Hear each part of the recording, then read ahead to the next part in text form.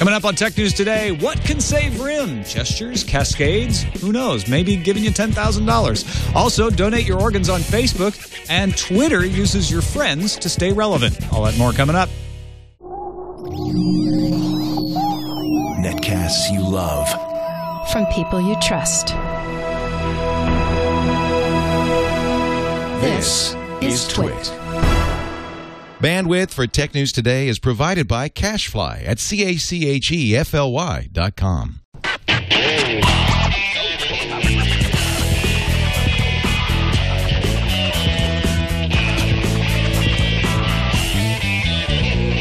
This is Tech News Today for Tuesday, May 1st, 2012. Tech News Today is brought to you by GoToMeeting. Meet face-to-face from anywhere in the world with GoToMeeting with HD Faces. For your free 30-day trial, visit GoToMeeting.com, promo code TNT.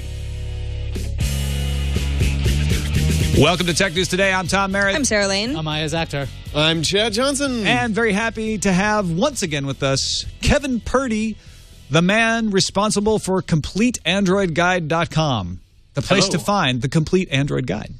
Indeed. Welcome back, Kevin. Good to have you, man. Thank you very much for having me. Thank you. I hope you're ready to talk RIM, author of the Complete Android Guide. Yeah, I am.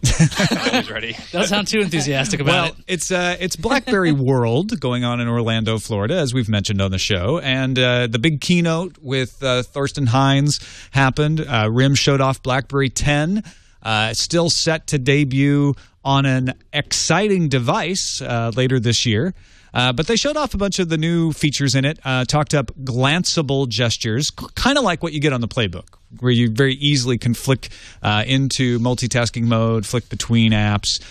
They talked up the improved on-screen keyboard, which uses a Swift key-like technology. We've seen this on the BlackBerry Playbook as well, and these are both QNX-based, so it makes sense. It lets users swipe backwards to delete whole words, swipe forwards to fill in partially typed ones. Love that. And even just kind of flick up if you want to complete a word that's auto-suggested. And then the picture-taking ability was another thing that I thought this was probably the most impressive. Tap anywhere on the screen to take the picture, so you don't have to hit a particular spot.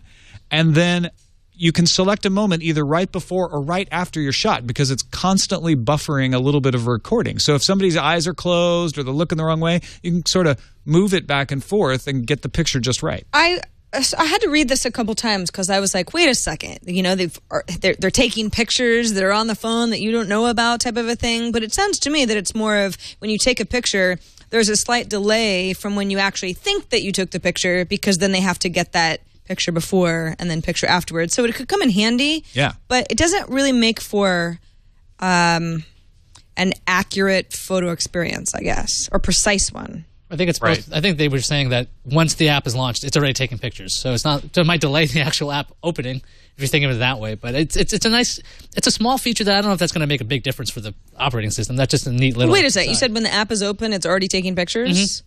So if you're like pointing at the toilet before you're ready to point at the mirror, then it's going to be getting pictures that.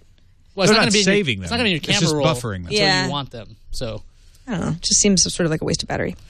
If the conversation about the phone gets to that point, it doesn't seem like it's succeeded. Like once you're talking about the phone, your first thought is, I wonder if it's taking pictures of my. Yep, doesn't seem right. I like it. I think it's great to be able to be like, oh, they were looking the wrong way. I can just nudge it a little bit backwards. I can totally see this coming in handy. I just don't know on a daily basis if I need this functionality. Right. Well, if you don't, you'll never notice it's there. Right. Because the point that you tap the screen is what you get Unless originally. you feel like the shutter is really laggy all the time. Well, that could be. Now, we haven't tried it. That's a good point. This is still a dev version, and devs is what it's all about at BlackBerry App World. In fact, they gave devs a device, which they were careful not to name anything fun. It's the BlackBerry 10 Dev Alpha Developer Testing Device. And the reason they're calling it that is to ensure that people know this is not a prototype. It's not a release model. In fact, it seems to be a shrunken down Playbook with a 4.2-inch screen. It has NFC on it, micro USB, micro HDMI, micro SIM. And the operating system on it is more similar to the playbooks than it is to the eventual BlackBerry 10, but it has the hooks and things in there that app developers will need to create their apps and test them on an actual phone device to see if they work. And there's a report that that device will not get BlackBerry 10 when that's released, but you will be able to trade it in for a smartphone. So every developer who went to the conference gets one of these, but they'll be able to trade it in once RIM actually introduces their BlackBerry 10 phones. Dev's also got something called Cascades, which sort of brings them up to the state of the art on app development. Basically, Cascades creates standard UI elements like buttons and lists without having to hand code them individually. That's been available on Android and iOS for quite a long time. Also, a native SDK has a C, C++ app framework, should allow users to port OpenGL-based apps easily, so they'll be able to port apps over. Good things for devs, and also to sweeten the pot to get people to develop for the RIM BlackBerry OS. Company is guaranteeing developers will generate at least $10,000 in sales of BlackBerry 10 apps in the first year, or they will pay the difference. This according to The Verge. What's really? wrong? I don't know. I can't really think of a tech product. There's been other tech products recently where, just money has been used to create incentive and demand. And Windows, I can list for on example. 0 hands and 0 fingers how many times that works. Well, there's more to it. The apps must be certified to be quality certified by a third party and make at least $1,000 to qualify for this. So if you want to make a flashlight app that just turns the screen white. It's like matching funds. Yeah. So, I mean, I don't know. I mean, the thing is, when Android was introduced, Google did a bunch of contests to give away money when you made a great app. This thing of guarantee is pretty gutsy. I don't know if it's. I think they it's picked like 5 or 6 apps and said, this is the winner of the design award and this is the best. This is saying like anyone who feels like they didn't get enough out of the BlackBerry market, here's we're gonna, like you said, match the funds. It just seems. Feels artificial, I guess. Does it sound like cheating to you? Not cheating, but I question whether it's going to work. Like any developer's going to be like, oh, well, I was, whereas with iPhone or Android, you think I can make, $100,000. And nobody's going to say to themselves like, I have a $20,000 app idea. But, okay, the thing is, if I don't make it that far, they'll pay the rest. A little too safe. Well, maybe they're going to bring in new developers instead, because that's the other thing. If you can make a $100,000 app on Android or iOS, you're probably already there. You're probably not thinking, I'm going to port my app to BlackBerry 10. No. You might be like, I've never made an app. I've been curious about this, and this is an opportunity. Because I know when Windows 8 comes out, there's a huge opportunity there for people in the app market, whatever they're calling that thing. For Windows Phone, there's still a huge possibility for app developers. And this kind of match, I think they might get new people, because the big thing with QNX was we can port Android apps over, sort of. But if you want to get a real robust ecosystem, this is something BlackBerry's been missing for a while, because it's kind of old and long in the tooth for the old operating system. You need as many apps as you can get. And you call it gutsy, and I think that's true. But it's also they have to do something like this.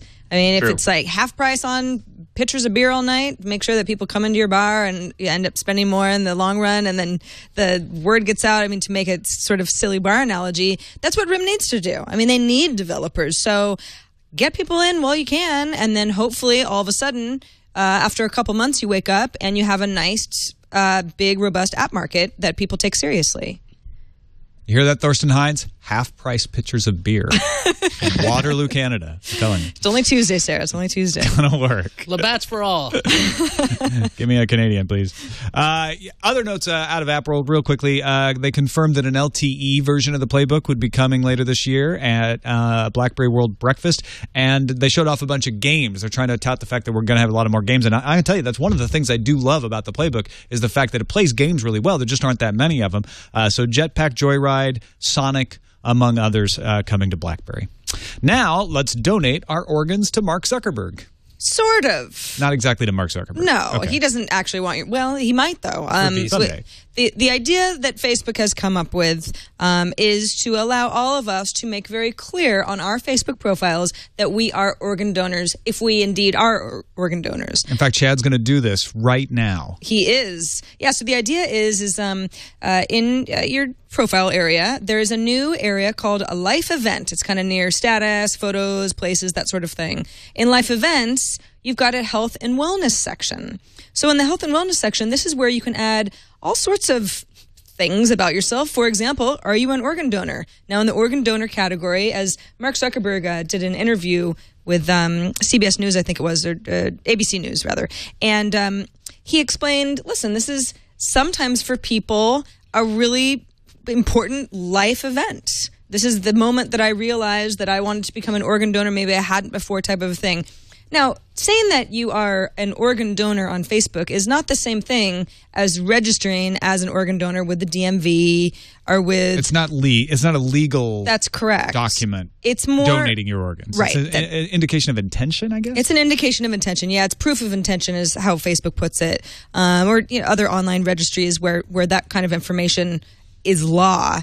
What it does is not only raises awareness that people believe in this sort of thing. There's obviously a lot of people who need organ donation. In the U.S. alone, I think there's about 112,000 people who need organ donation right now. And people die every year because they don't get organs they need in time. So there's a very big need for this sort of thing. And as Facebook sees it, and certainly Mark Zuckerberg, because his girlfriend works in the medical field, and apparently, according to him, she's seen a lot of this sort of thing happen, not only people getting sick because they don't have organ donors, but getting much better because they do, and there was a match that was found. This is just something that they feel is a no-brainer as far as raise awareness, make sure that if you're an organ donor, maybe you can spread the word so that other people can flip this switch on in their life status. But also, this can provide evidence of your consent for a family member. Right. When they're deciding what to do with your organs. So it's not so much this is, Sarah's signature on a piece of paper and we have to do what she says, but look, this is what she would have wanted, for example. So it's more than just raising awareness. It's almost a step farther when people have to make difficult decisions. Dr. Andrew Cameron, who's a surgical director of liver transplantation at Johns Hopkins Hospital, says most people who die waiting for organs do because there aren't enough organ donors. Turns out that Dr. Cameron went to Harvard with Facebook COO Sheryl Sandberg at a reunion that they had last May. She told him, he had written, I think, a dissertation about the need for organ donation and how not enough people kind of know about how important this is. She said, I think we might be able to help you. So if you follow this story, it sounds like this is something that Facebook's been thinking about for a while. And if, it's not like a lot of people I've seen talking about how it's about 1 week from Facebook IPO time. But it's something to really it's hard to get cynical about it because all it is, it's not a huge feature. It's just like you said, Sarah, it's something where you can tuck it away and put it in your Facebook profile and if there's any question about what you wanted, there it is. So it's really nice to see. Yeah. Dr. Mom in the chat room, who is an actual doctor, pointed out that she's skeptical how much this is going to help in practice because the time between someone dying and the organ being still usable is so short. Right. Will people go to Facebook? I guess theoretically it's pretty fast. If there's any question, to pull up a smartphone and check a Facebook status. Just as fast as calling a relative, or just as fast as digging through their wallet for their license, which itself is not that valid. Right. It's a change in habits, I guess. It's also, I think, a change in behavior. Next time you're at the DMV and you're updating your information, a lot of people. I'm not going to assume why people don't want to become donors, but there might be a little bit of I don't really want to think about dying right now. Just want to get my license renewed and get out the door as fast as possible. But if you're familiar with this and you've said you want to be a donor on Facebook and you feel like you have a community of people who feel the same way you do, you might be inclined to add that little sticker next time you're there or when you're renewing. It's a great thing to do. I did it. I'm an organ donor, and I've gone to Facebook and indicated that I'm an organ donor, and it's just good to make people aware that this is an important thing to do. If I have to be cynical about anything, and I agree with you, Kevin, that this is it's really hard to find fault with the idea of organ donor donation awareness, but some of the health and wellness section makes me feel a little bit like, ooh, if the insurance companies get wind of the fact that I started smoking, I didn't, but it's just some of that is, when you get into kind of like medical information, I get a little weird about that being public knowledge. Yeah. I know that you can lock that information down, but it's the sort of thing but the fact that it's there, I would take seriously when so sharing. Be careful what you share. Yeah. For once. With anyone. TMI. Also, the New York Times, quoting an anonymous former investigator for a state that was doing its own probe of the Google Street View Wi-Fi leak or collection. It wasn't the opposite of a leak, really. They were collecting more info from Wi-Fi than they should have revealed the name of the Google engineer behind the code that was used to collect wireless network data and personal information in connection with the Street View program. It turns out it was Marius Milner, according to this source, who's been with Google since 2003 and also is credited with creating NetStumbler, which is a fantastic piece of software. It's a great diagnostic tool. NetStumbler detects Wi-Fi networks, collects information on them, including signal strength, whether they're secure. He wrote that NetStumbler is the world's first usable war driving application for Windows and was a de facto wireless security tool used by hundreds of thousands of people. War driving is getting a lot of attention in this context because that's kind of accidentally what the Street View machines were doing a little bit of. But NetStumbler is a fantastic application for just, probing, pen testing, and all that sort of stuff. We mentioned previously that the engineer in question at least twice told colleagues that the payload data was being collected. It was interesting to me to find out it was Marius Milner, the guy behind NetStumbler. That's probably one of the reasons they hired him in the first place. Like, you're really good at networking stuff. We want to get some data. Well, why don't you come over here with this team? I still think it's odd that Google keeps saying, yeah, we didn't read the memo he gave us. It's like, well, why didn't you? Shouldn't you be managing your Street View team? It's a small thing, but it makes a lot of sense why it actually happened now. The stories here indicate that Milner not only knew that this was going to happen in the software, but actually was telling his bosses, like, hey, you can collect a lot of useful information that's unencrypted that's just out there, probably thinking, hey, NetStumbler does the same thing. This stuff is just out in the wild, so if you want to use it, people should lock it down if they don't want you to have it. Go ahead and use it. Why, Kevin, do you think the executives would just pretend like they didn't hear him instead of telling him, no, take that code out? Best guess is just huge organization, and as happens at huge organizations, someone's just Street View is one of many projects, and they're just like every email turns into a checklist. Like, yep, check, and then that's my assumption. I mean, don't know the details, but the best thing that could have happened is if they just emailed everybody who had an unsecured router and let them know how to upgrade to WPA. Would that have been a really good outcome? Like, instead of all this? Seriously, it really would have been.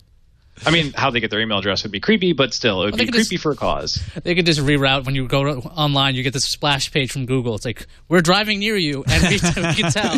And here are instructions on how to keep us from being able to tell who you are from now page. on. Like, oh, here's the vulnerability section of Wikipedia's entry for WEP. Thanks. That would have been fantastic. I would have liked that. That's awesome. Right. All right. Let's take a quick break and thank our sponsor, Tech News Today, brought to you by GoToMeeting by Citrix. Being able to attach a face to a name is important. It enhances relationships. It makes meetings easier. If you can point at things, if you can see people's expressions, see if they're understanding what you're saying, helps you explain, get your point across, and make the meeting more productive. But to do that, you got to be in person, right? And it's hard to get everybody in the same room, right? Well, yeah, it is hard to get everybody in the same room, but that's why we recommend GoToMeeting with HD Faces. It lets you meet face-to-face from anywhere in the world, even when you're on the go. You can use an iPad. With GoToMeeting by Citrix, it just takes a webcam and a click, and you're collaborating in a group. Anybody can do it. If you got that person, you're like, oh, they're not really good with the computers. It's so easy. Everybody's going to have an ability to get in the meeting and stream as long as they got that camera. You can see your attendees eye to eye while collaborating on documents in real time. You'll feel instantly connected. Even if you're thousands of miles apart, it doesn't really matter. You're on the internet. Plus, GoToMeeting is easy to set up and simple to use. We use it for our meetings right here at TWiT, and it is fantastic.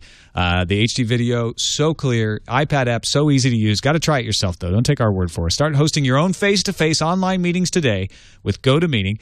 Our audience could try it free for 30 days. Visit GoToMeeting.com. Click the Try It Free button and use this promo code TNT. And we thank GoToMeeting and Citrix for their support of Tech News Today. Now it's time to check some numbers. And there they are. Well, those are some numbers. Samsung pulling away from Apple in the smartphone market. IDC has numbers out showing Samsung shipped 42.2 million in Q1 for 29.1% of the worldwide market share. Apple shipped 35.1 million for 24.2%. Samsung led last quarter, and now they're widening that lead just a little bit. Juniper Research also has their numbers out today, showing Apple shipped 35.1 million, same as IDC, and Samsung shipped 46.9 million. So they show it widening a bit more. earning Samsung a 33% market share there. During the first quarter, Nokia saw its shipments plummet 50.8%. So this kind of bears out what we heard last Friday from Strategy Analytics and IHI Supply, that Nokia is having problems, as we would have guessed. RIM, BlackBerry device shipments fell 29.7%, HTC down 23.3%. No big surprises there. ComScore has some usage numbers, and those are different than all of these shipment numbers we've been hearing. ComScore says in the U.S., Samsung accounted for 26% of smartphones used, not shipped, not bought, but the ones people are actually out and about using in the United States. LG second at 19.3%, and Apple 12.4%. And overall, a 9% increase in smartphone usage over the previous quarter.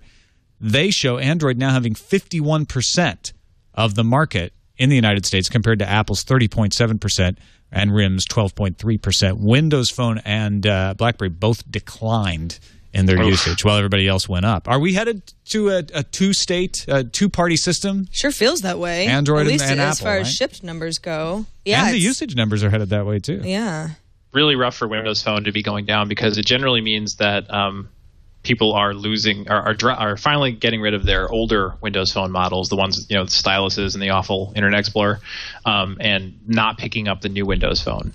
I mean, it's really hard for a young brand like Windows Phone 7 and up to see drops this early in the game. Yeah, you want to see that number go in the opposite direction for sure. I almost completely forgot about Windows Mobile when you said the old Windows Phone. That's what it was called, right? That was the one with the stylus and everything. Yeah, I meant to say Windows Mobile 6.5. It definitely doesn't seem like, oh yeah, after having this experience, I'm going to get the next one from Microsoft. It just seems like, yeah, that's not going to happen. You're going to look around for things like Android. I mean, the 51% thing, that's interesting. The question I have is, does the app markets bring them enough money, the app developers enough money, that they are going to get the apps first? Because for a long time it's on iOS first, and then you wait, and then you wait, and you wait, and you might get something like Instagram after like how long? Months and months? 2 years. That is a specific example of a company that waited a really long time to roll out a Android version of their app. But this idea of being exclusive on Android at this point could be a hook, because look, you're marketing to over half the people now, so maybe that might be a little annoying for Apple. But they still do really well when it comes to dollars to the app developers. I think it just makes it harder for BlackBerry app marketplaces and Windows Phone marketplaces, for that matter. I mean, when you're a developer and you only have a finite amount of time to develop, you look at numbers like this and you're like, Android and iOS, and we're good. Yeah, I mean, the fact that we're seeing Windows Phone declining still at this point, and maybe the Lumia 900 hadn't had a chance to affect these numbers yet. We'll see for sure in Q2. Well. Right. If Q2 turns around the other way, I'm going to take back what I'm about to say. But if these numbers hold true, this is like the ghost of the future to Scrooge. If these visions remain unaltered, we're done. It's over. It's Android and iOS. I don't see how these other operating systems or a new operating system could break into it. Do you, Kevin?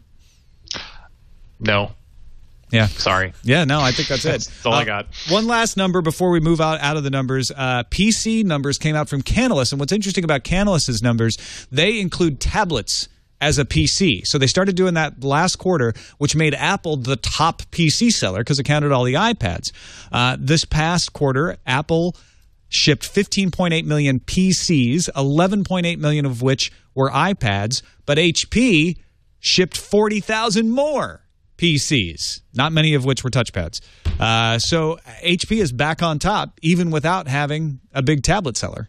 I don't know, when they come out with the HP Slate 8 in December, that's going to really Should change they spell everything. that SL and then the I was going to number say 8? that. Yeah. The Slate. Oh, that might be too clever. Like actually, they do have DV6T, so why not? That's awesome. You like it, Kevin? It's better than Slate 8. That sounds like an Echo. I like Slate a lot. It's like a vanity license plate. I vote for that.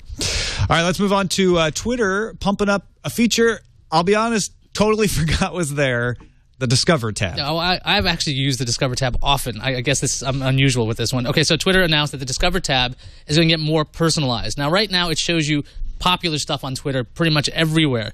But what's going to happen is that the Discover tab is going to show you content that people that are following you are talking about, people that they are following are talking about. So it's a lot more about what you're interested in. Additionally, the page is going to change where instead of when you click on view tweets about this story, it won't kick you out into like a search result. It's actually going to show up in that same page inline, kind of like the way when you look at a conversation on Twitter. It just does that. You'll also be able to click tweet this story if you want to spread the news. The redesigned version of this is coming to iOS and Android and the website. Now, they said this stuff's starting today, but the rollout will be over the next couple of weeks. So if you don't see the new version yet, like they put up a mock-up on Twitter's blog right there, and you can see all the changes. But this is supposed to be coming Unless out. you're on the audio podcast, which most of our listeners are. If you're listening to this, then that's why I described it so often and repeatedly. So there we go. You can see who actually tweeted it as well. So you have these little icons, and you're like, okay, great. My friend at the Next Web really liked this Nokia Virtu brand being sold, so I can read that.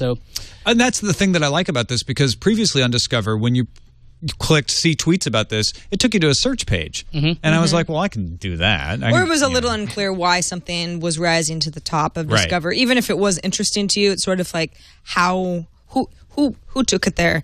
My problem with Discover is that since I decided to switch over to using TweetBot, which is a third-party app, but it's a really good one, I don't get this sort of functionality. I don't use web Twitter at all anymore. I don't have Discover functionality on the OS X Twitter app. Yeah, if it's there, it's hidden. I can't find it anywhere. Twitter did not announce. TweetDeck. Twitter did not announce when those desktop clients are going to get these up. No, Twitter owns TweetDeck though, so it's kind of but Iyaz, you have said previously, it's almost like they bought it just to kill it because they're not innovating it in a good way anymore. Well, I thought they ruined it, but that's me because I was an old TweetDeck user and they. For whatever reason, they're not keeping it up to date with. I mean, it's got some functionalities that people really like. I just don't like what they've done with it. A lot of people, there are people that are clinging to the old Adobe Air version of it as well because they don't want to make the change. But I mean, I used it all the time. I mean, this is because the old days. Remember when Twitter first showed up and people were like, "Oh, you get all this content, you'll find out all this stuff first." I'm like, "How? How do you find this?" So then the Discover tab, which I can't believe just came out December 2011. That's when it came out. I've been using that a lot to go, oh, what stories are going on today? Because my friends will be talking about all kinds of tech stuff, but sometimes I want to know what's actually going on in the world. So this is actually going to make it more insular, actually, now that I think about it. So this is a bad feature for me. Well, it's a little bit like trying to read into trending topics and be like, some of this is very obvious to me, what people are talking about, and some of this is like gobbledygook. I don't know what it means. I think Discover is a way for Twitter's trying to cut down on us saying what is all of this, what's happening in the world right now, and offer it up a little bit easier. I just won't see it as long as I'm using the clients I'm using. Will this make you more likely to use the web version then, if you like this kind of feature? No. I think if it got to the point where I felt like you guys were always referencing something, oh, you saw it on Discover tab. If I start hearing that enough so I feel left out, yes, maybe my habits will change. But I'm more apt to use an app, particularly one that I paid for, that I think has better functionality anyway. Kevin, do you use the Discover tab? No, not at all. Matthew I'm just looking at it now. I do like some of it because it seems like an interesting mix of both stories from my particular stream and Occupy, HTC One X reviews. That could be both my stream and the general news. But Matthew at GigOhm has a really good post today about what Twitter needs next, and it's filters. Twitter needs to offer a lot more automatic filtering, and also give users a little more power to just say, I don't particularly care about this, I don't particularly care about that, which Iyaz was saying, TweetDeck used to do that, I think, a lot better than it does now. TweetBot does that well. Mute. I want a mute button. You can mute people. You can disable access from certain clients. My problem is TweetBot does that, and I use TweetBot on my phone, but I don't use it everywhere. And so I want to have a consistent experience. I want to be able to do it in Twitter so that it's muted once, it's muted everywhere. I don't have to go, I didn't mute the guy on this one. Twitter needs more tools to universally, whatever you're piping it to, cut back on some of the noise. Because it's one of those services where after a while you can definitely start to feel screamed at or just overwhelmed. Yeah. There's that one guy that I follow, and every once in a while I'm reading his tweets. I'm like, didn't I mute him? Oh, yeah, I'm looking at it on the wrong client. That's when you see my posts. He's surfacing again. And I'm like, Tom, I work with you all day. I don't want to hear about it. All right, let's finish up with something that I think is pretty cool. Jason Heiner from Tech Republic, writing on CNET, has a follow-up piece on Ubuntu for Android, which Canonical showed off at Mobile World Congress in February. If you don't know what it is, Ubuntu for Android shares the Linux kernel with Android on your phone, but allows the phone to be booted as an Ubuntu desktop. So think of it like that web top from Motorola, but instead of just getting kind of a Firefox web browser experience, you get the entire Linux desktop experience from Ubuntu. Well, and you wouldn't need a Motorola phone either. That's right. You could use any Android phone. It shares your calendars, contacts, websites, and Wi-Fi settings across the different operating systems. It can actually launch Android apps. You can answer the phone, send text messages, receive text messages in Ubuntu. It shares your social networking credentials. And Canonical says that virtually all of the major Android phone makers are considering Ubuntu for Android. It's not something that consumers can just download and install. I'm sure hackers will try to figure out a way to, to root it and put it on. But oh, God only hopes. Yeah, absolutely. But Richard Collins, the product manager for Ubuntu for Android, thinks we may see it on a high-end Android phone by the end of the year. Does this get you excited, Kevin? Oh, goodness. Yeah, I'm a Ubuntu desktop user, laptop user. And, I'm not sure. I don't go too many places where I have a monitor and I feel like, oh, boy, if only I had a computer to plug this into. But still, I'm really excited about the idea about just having kind of consistency between everything I do on my phone and my desktop so that, if you're really loading your desktop on your computer through your phone, that way, whatever you do kind of stays the same state. It's like that Joshua Topolsky from Engadget calls it the stateless client. Just having everything you do just kind of always be in sync. It would be really neat. I fear for everyone's battery life in a big way, but it seems pretty awesome. And like you said, if it's just a hacker tool or if it's just for the nerds, then I'm fine with that still. It would still just be a really cool thing to try. And this is when all those specs make a difference. Because people are like, okay, dual core, quad core, you have, 4+1 with Tegra 3. This is when this stuff actually starts becoming important. When you're running a full desktop operating system, it requires some power. So now, while we can get all bent out of shape about, oh, well, I don't really need a quad core with my phone. Eventually, this will be like your only device because this is something that's I've been waiting for this for so long, personally. I had a Pocket PC. I wanted an OQO. The UMPC failed. Tablet PCs are all right. This is the thing I want to work because I would like to have one device and everything is always there. And then you have the cloud stuff on top of it, so it's even easier. But I hope this works. Or it becomes like your secondary. The thing about Ubuntu is that there's a lot of stories you read about people saying like, oh, my grandmother my grandmother, my father, my dad got sick of Windows or has just got virus laden, so I set them up with Ubuntu, and you wouldn't believe how easy it is. But I feel like for people who just want a computer they can always have available to them, like an emergency desktop almost, this is perfect. It's just set it up and look, oh, there's Chrome, there's, my email, and there's a quick way to open Word docs or something, which is perfect. Most people don't want to do that on their phone. Nobody wants to run QuickOffice and edit a spreadsheet on their phone. They will if they have to, but having a desktop available on their phone at all times is a lot more handy. So I think it would be a great kind of bicycle between your car and your just, casual use or whatever. Yeah, I would like this to replace my laptop. I have a desktop at home that I use for really powerful things, mostly gaming, that my laptop can't handle. But my laptop, I feel like, I got to carry this big old MacBook Pro around because it's the only thing that can run all the operating systems. It's the only thing that, can have the storage capacity that I need. But with things like Bitcasa out there that can maybe help solve my storage, and they don't have a Linux client yet, but they're getting there, and they're going to have one. And then you see the potential with something like this where it only takes 2 gigabytes to keep the Ubuntu desktop on there, and then I can use it as an Android phone the rest of the time. Eventually, that can be the thing. It's not there yet. It's actually probably a few years off, but I get really excited when I see the possibilities opening up in front of us here. I hope they get a major manufacturer to try this out. On a tablet, too, it would be really kind of boss because then you have, Ubuntu on an Android tablet and you just have a keyboard with you or something or a keyboard case, and then now you've actually got a desktop. Some kind of transformer pad kind of situation. Yeah, exactly. I'll tell you what, if a major manufacturer comes out with an Ubuntu, Android phone with Ubuntu by the end of this year, I will buy it. You hear that, ASUS? They're probably the ones that'll do it. Maybe they will. No. According to Canonical, they had a ton of interest. People were excited and impressed. I hope that all pays off. Hey. All right, let's check the news fuse.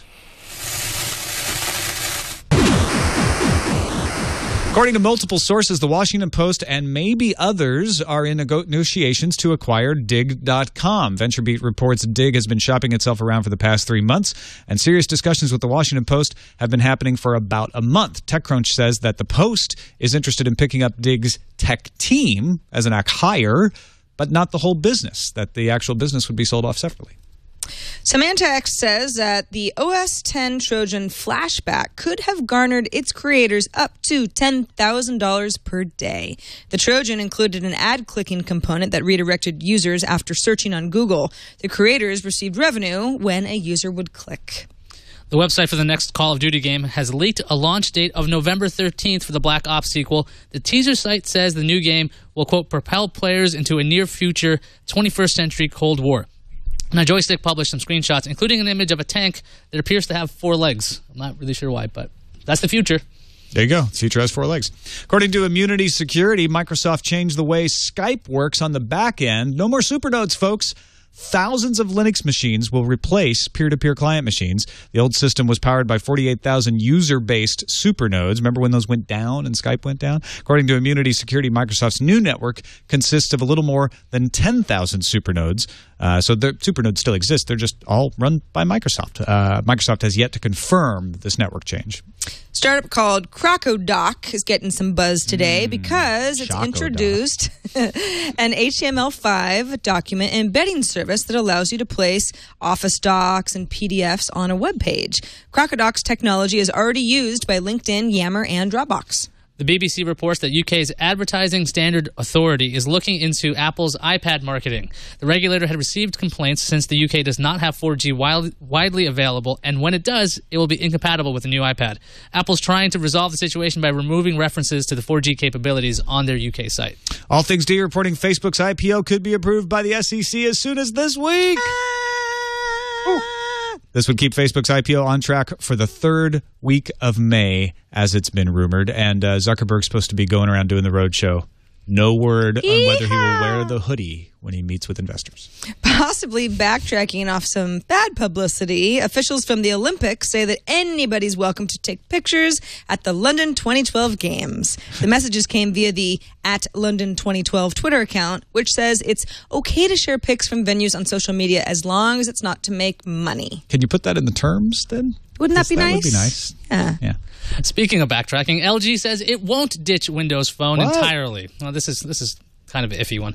An LG spokesperson told PC Mag that, quote, although we don't have another Windows device in the pipeline at this moment, that is simply because demand for Android devices is so strong, end quote. That still sounds like they're not too hot on Microsoft's OS. Doesn't sound like something you say to appease Microsoft. An LG spokesperson told PC Mag, look, the way you guys reported this really got Microsoft mad at us, so we have to backtrack partially. But they're still going to be mad at us, aren't they? Damn. Yeah, until they come up with another phone. Yeah, until LG makes a phone. Exactly. Let's check the randomizer. Randomizer. Kotaku reporting on a study that found if you play Super Mario Galaxy, you will not be good at shooting people in the head.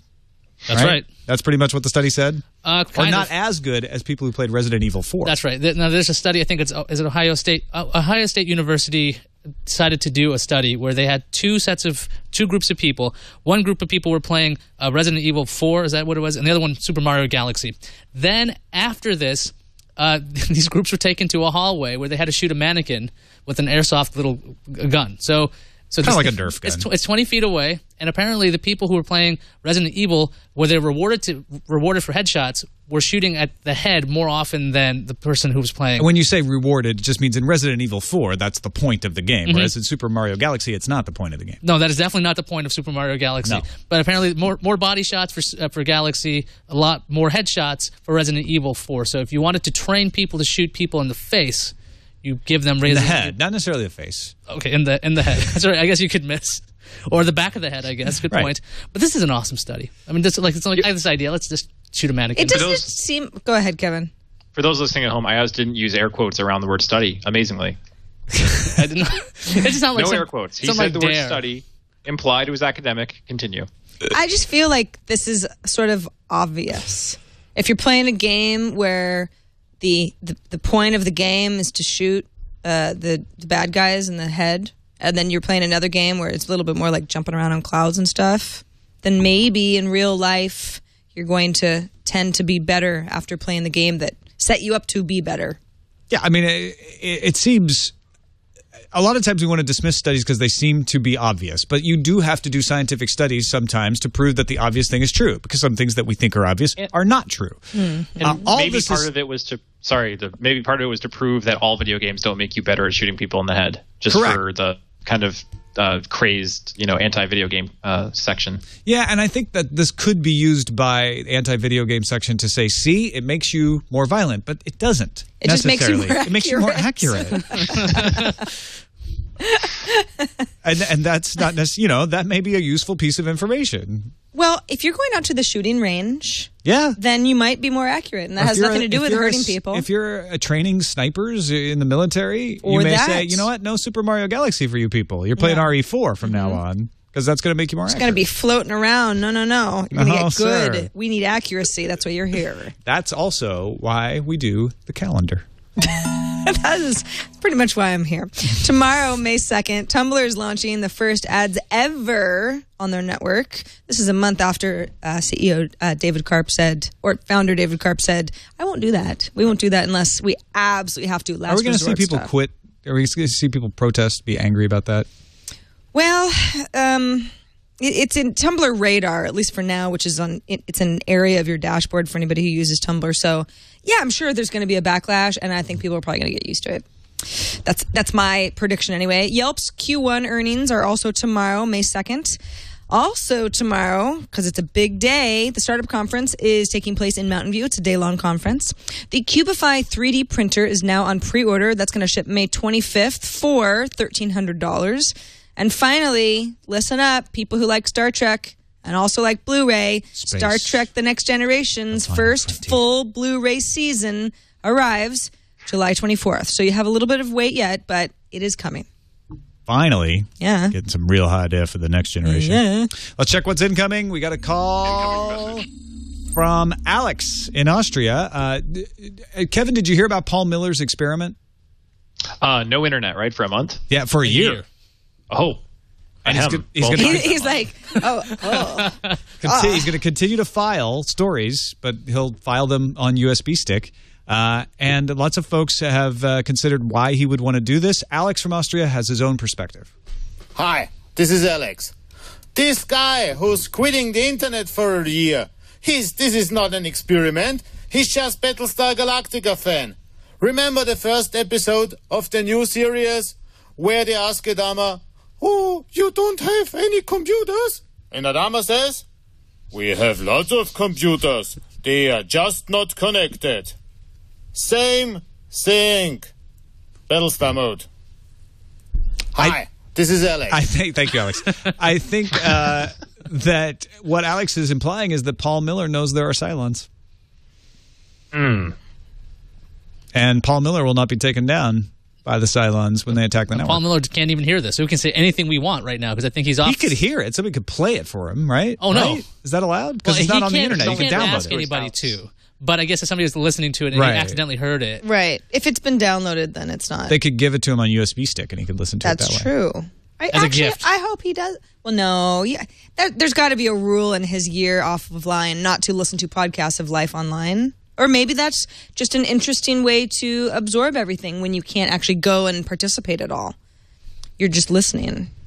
I don't know. I thought it was part of the rules that he wasn't allowed to have people help him. Yeah, right. Get to the internet. What if they just volunteer it though? But if no one's helping him get to the internet, well, it's a gray area. See that it's a gray area because then he couldn't post anything to The Verge. So Paul, email us when you can.